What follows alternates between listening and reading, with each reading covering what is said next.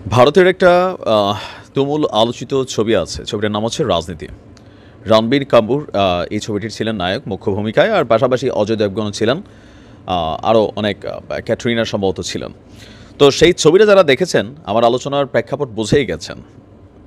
জনশক্তি। সেই ছবিটার মধ্যে রণবীর কাপুরের যে দলটা ছিল, সেটার নাম ছিল জনশক্তি।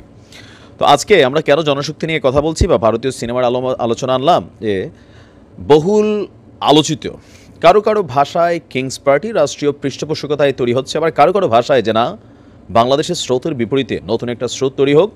জনমানুষের দীর্ঘদিনের আকাঙ্ক্ষা যে আওয়ামী লীগ, বিএনপি, জামাত, জাতীয় পার্টি এগুলো থেকে ভাই মুক্ত চাই, নতুন ধারার রাজনীতি চাই, সিন্ডিকেটকে ভাঙতে চাই, এরকম নানান ধ্যান ধারণায় বা সংস্কারে বিশ্বাসী এদেশের একটা বিশাল জনগণ। তো তাদের প্রত্যাশাকে পূরণ করতে অবশেষে আমাদের ছাত্র বৈষম্যবিরোধী ছাত্র আন্দোলনের যারা সমন্বয়করা আছেন, তাদের কয়েকটা লেয়ার আছে। একটা লেয়ার হচ্ছে সরকার। খোদ ডক্টর মোহাম্মদ ইউনূস ছাত্রদেরকে তার কী বলে যে নিয়োগদাতা মনে করেন। সরকারের মধ্যে তাদের রয়েছে 3 জন গুরুত্বপূর্ণ ব্যক্তিত্ব: আসিফ, নাহিদ, মাহফুজ। টিম সি হচ্ছে আপনার যদি আমরা ধরি, সেটা হচ্ছে বৈষম্যবিরোধী ছাত্র আন্দোলন প্ল্যাটফর্ম। টিম ডি হচ্ছে জাতীয় নাগরিক শক্তি। টিম ই মানে মূল দলটা এবার যেটা সামনে আসতে যাচ্ছে, এটার নাম হচ্ছে জনশক্তি। যদিও বলার চেষ্টা করা হচ্ছে যে, বা বলা হচ্ছে বা দাবি করা হচ্ছে যে জনশক্তির সাথে উপরোক্ত লেভেলগুলোর আসলে ওরকম কোনো কানেক্টিভিটি নেই, প্রত্যেকটা আলাদা আলাদা। কিন্তু কোথাও না কোথাও দুয়ে দুয়ে রাজনীতিতে 4 হয় না, পার্থভাইয়ের ভাষায় সেটা হয় 22। তা আমরা ওই ভুল অঙ্কই করছি। এখন কেন জনশক্তি আসলে বেছে নেওয়া হলো, বৈষম্য বিরোধী শব্দটা কেন এখান থেকে বাদ হয়ে গেল, নানান আলোচনা সমালোচনা আছে। তো শিক্ষার্থী প্রতিনিধিদের সাথে কথা বলে জানা গেছে নামটা জনশক্তি হতে যাচ্ছে। আর দলের নীতি আদর্শ কী হবে, ম্যানিফেস্ট কী হবে, এই বিষয়গুলো এখনও আলোচনার পর্যায়ে রয়েছে। ইভেন যারা অংশীজন তাদের সাথে আলোচনার ভিত্তিতে তা নির্ধারণ করা হবে। তবে প্রধান গুরুত্বপূর্ণ বিষয় হচ্ছে আগামী জাতীয় নির্বাচনে প্রতিদ্বন্দ্বী হিসাবে আপনার এই দলটি মাঠে নামতে চাচ্ছে। এখন জনশক্তি দলটির মূল একটা ফোকাস ক্যারেক্টার তো সার্জিস হাসনাতরা থাকবেই, এটা একদম বলাই বাহুল্য। তো নির্বাচনের আগে অনেক দিন সংস্কার করা দরকার, নির্বাচনে আরও বিশাল সময় দরকার। কেউ কেউ বলছেন যে এই সময়টাতেই এই জনশক্তি পার্টি তারা তাদের যেই বিভিন্ন জেলা, উপজেলা, ইউনিয়ন পর্যায়ে তাদের তারা তাদের টিম তৈরি করতে চাচ্ছে। এখন যেহেতু সরকার তাদেরই, সো অনেক কিছু তারা ফিল্ডের মধ্যে পজিটিভলি ভাইব পাবেন, যেটা সরকারের মধ্যেই অন্তর্বর্তী সরকার দায়িত্ব ছেড়ে দিলে সেটার তারা কিন্তু কোথাও পাবে না। ইভেন নাগরিক শক্তির বেলা আমরা দেখছি বিভিন্ন জায়গায় তারা হামলার শিকার হচ্ছেন। আর বলা হচ্ছে যে আগামী 2 মাসের মধ্যে আপনার তারা টোটালি ফাইনালি সব কাগজ কলমে পরিপুক্ত হয়ে সামনে আসতে যাচ্ছে। বিদ্যমান দলগুলোর সাথে তাদের আসলে পার্থক্য কী থাকবে, তারা বলছে যে এই সংগঠনটি আলাদা হবে। দলের সম্ভাব্য নাম জনশক্তি, আর ছাত্রনেতারা বলছে যে এটা পরিবর্তিত হতে পারে, আবার নাও হতে পারে। তো তাদের মূল ফোকাস কি, জনগণের আস্থা অর্জন করাই হবে তাদের দলের প্রধান লক্ষ্য। প্রশ্ন হচ্ছে যে রাজনৈতিক প্ল্যাটফর্মটা কেমন হতে পারে। তো তারা বলছে যে আমরা যা দেখে আসছি তার ব্যতিক্রম হবে। আর এই বিষয়টি নিয়ে জাতীয় নাগরিক কমিটির আহ্বায়ক নাসিরউদ্দিন পাটোয়ারি তিনি বলছেন, নতুন এই দল হবে নতুন আঙ্গিকে। এখানে সাংবিধানিক ফ্যাসিবাদী কাঠামো থাকবে না। পুরনো যেসব সমস্যা, টেন্ডারবাজি, চাঁদাবাজি, জন আকাঙ্ক্ষার বিপরীতে গিয়ে কিংবা কোনো রাষ্ট্র এজেন্ডা নিয়ে যেসব দল পরিচালিত হয়ে আসছে, আমরা সেসবের মধ্যে যাব না।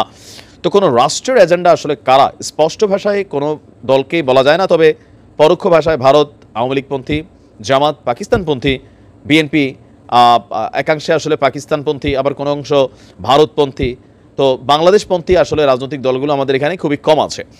তো বলা হচ্ছে যে জাতীয় নাগরিক মুখপাত্র সার্জিস বলছেন, নতুন যে রাজনৈতিক দল আসবে আমরা আশা করছি তারা কথার মধ্যে সীমাবদ্ধ থাকবে না, কাজের মাধ্যমে প্রমাণ দেবে। এই দলকে জনগণের প্রত্যাশা বুঝতে হবে। বিগত সময়ে ক্ষমতাকে কুক্ষিগত করে আপনার রাখার জন্য যে দলগুলো কাজ করেছে, জনগণের প্রত্যাশা বুঝতো না। আশা করি এই জনশক্তি তেমন কোনো কর্মকাণ্ড করবে না। হাসনাত বলছে, দেশের মানুষ যদি চায় আমাদের রাজনৈতিক দল তৈরি করা উচিত, তাহলে অবশ্যই আমরা এটি ভাবব।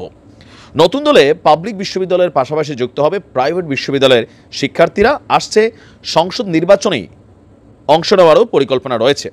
তো নাসিরউদ্দিন পাটোয়ারি তিনি বলছেন যে আগামীতে যে রাজনৈতিক প্রক্রিয়াগুলো আসছে, সেখানে প্রাইভেট বিশ্ববিদ্যালয়ের প্রতিনিধিরা যুক্ত হবেন। সেখানে তারা সর্বোচ্চ পর্যায়ে আসীন হবেন এবং আগামী নির্বাচনে আমরা প্রতিযোগিতা করব। আমাদের উদ্দেশ্য ক্ষমতা নয়। তা তো আপনাদের উদ্দেশ্য কি, দেশের কল্যাণ সাধন করা। তো বর্তমান যে রাজনৈতিক দলগুলো আছে তারা কি দেশের কল্যাণ চায় না? তারাও তো দেশের কল্যাণ চায়, জনগণের কল্যাণ চায়, মুক্তি চায়। কিন্তু ও যে যে যায় লঙ্কা সেই হয়ে যায় রাবণ, এই জায়গাটাতে মানুষের মধ্যে একটা টেনশন তো কাজ করে। এর উপরে দলের নাম, অর্থের উৎস কী হবে এ নিয়ে তারা বলছে যে আমরা আন্দোলনরত জনগণের মতামতকে গুরুত্ব দিয়েছি, আর জনশক্তি নামে চিন্তাভাবনা, অর্থের উৎস আমরা মানুষের কাছ থেকে অর্থ সংগ্রহের দিকেই যাব। আন্তর্জাতিক বা যেসব দেশীয় ফোরাম রয়েছে সেগুলো নিয়ে বিশদ লেখাপড়া করছি। এখন যে মানুষের কাছ থেকে অর্থ, আমরা যদি দেখি যে এই জুলাই আগস্ট অভ্যুত্থানের পরবর্তী সময়ে সারা বাংলাদেশে যে বন্যা হলো, বন্যার সময় যে বিশাল একটা ফান্ড কালেকশন করা হলো, সেই ফান্ড নিয়েও নানান প্রশ্ন কিন্তু উঠেছে ছাত্রদের বিরুদ্ধে। তো আপনারা কি নতুন করে এই যে জনগণের মধ্যে একটা নেগেটিভ ভাইব ঢুকে গেল, সেখান থেকে বের হয়ে আসতে পারবেন? তবে আমার মনে হয় পারলেও পারতে পারে, আবার নাও পারতে পারে। নির্বাচনের ভোট যুদ্ধে ফল যাই হোক, নিজেদের বিপ্লবী চেতনা ধরে রাখার অঙ্গীকার হচ্ছে এই ছাত্রনেতাদের। জানালেন যে রাজনৈতিক জোটে যোগ দিতে পারেন তারা। নাসিরুদ্দিন জানান জুলাই অভ্যুত্থানে অংশ নেওয়া কয়েকটি দলের সঙ্গে তাদের আলোচনা বোঝাপড়া চলছে। তো কারা হতে পারে সেই দল? মোটা দাগে আমরা ধরতে পারি ভিপি নূর। ওনার যে বক্তব্য ভাষা, সেটা কিন্তু আপনি যদি খেয়াল করেন যে বিএনপির সাথে জোট টোটের কোনো ইস্যু নাই, কোনো দলের সাথে জোটের ইস্যু নাই, 300 আসনে প্রার্থী দেওয়ার চিন্তা ভাবনা। তো 300 আসনে তো দূরের কথা, 3টা আসনেও পাশ করে আসতে কষ্ট হবে, সো তারা সেখানে যেতে পারে। জুনায়েদ আহমেদ সাকি, তার দল এখানে কানেক্ট হতে পারে।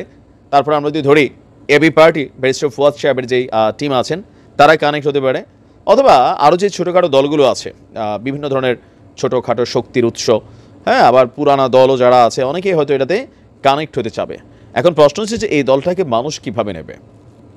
কেউ কেউ বলছেন যে আন্দোলনের মূল উদ্দেশ্য ক্ষমতা গ্রহণ ছিল না, ছিল বাংলাদেশকে মুক্তি দেওয়া বা ফেসিবাদকে হটানো। তো ফেসিবাদ তো হটানো হয়েছে, তো এখন আবার কেন রাজনীতির দিকে যাওয়া হচ্ছে? বরাবরই ছাত্রদের বক্তব্য দেখেন, দেশের কল্যাণ সাধন করতে হলে পাওয়ার লাগে, পাওয়ার মানে ক্ষমতা, সো ক্ষমতা যেতে হবে। তা আমি ওয়েলকাম করি এই কারণেই, জনগণ ডিসিশন নেবে যে তারা কাকে ভোট দিয়ে রাষ্ট্র ক্ষমতায় আনতে চায়। যদিও বিএনপি সহ বেশ কয়েকটা বড় দল যারা আছেন তারা এটাকে ওয়েলকাম জানিয়েছেন, যে রাজনৈতিক দল আসতেই পারে, এখানে আসাটা অস্বাভাবিক কিছু না। জনগণ সিদ্ধান্ত নেবে যে তারা কাকে রাষ্ট্র ক্ষমতায় নেবে আর কাকে নেবে না। তো দেখা যাক এই জনশক্তি আসলে কোথায় যেতে পারে। সেই রাজনীতির সিনেমার মতন তারা কি ক্ষমতায় যেতে পারবে, নাকি বাংলাদেশের মানুষ তাদেরকে রাজনীতির মাঠে অ্যাকসেপ্ট করবে না?